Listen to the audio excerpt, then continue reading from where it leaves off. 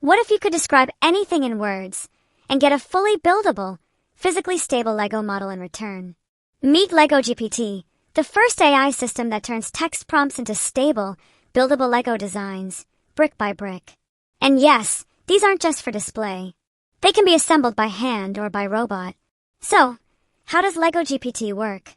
It's trained on a massive new dataset called Stable Text 2 Lego, over 47,000 structures paired with GPT-4o generated captions. Each Lego model is voxelized, structurally varied, and tested for physical stability before becoming training data. The model itself is a fine-tuned llama, 3.2 instructions, 1 billion parameter, optimized to predict one Lego brick at a time. It tokenizes structures from bottom to top, generating designs sequentially while checking for collisions, invalid placements, and assembly feasibility.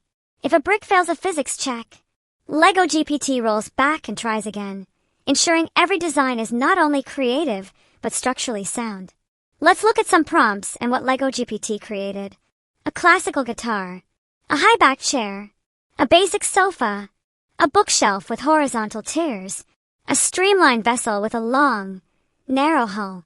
Each design is stable, assembled from real Lego bricks, and ready for either manual or robotic construction. But it gets better.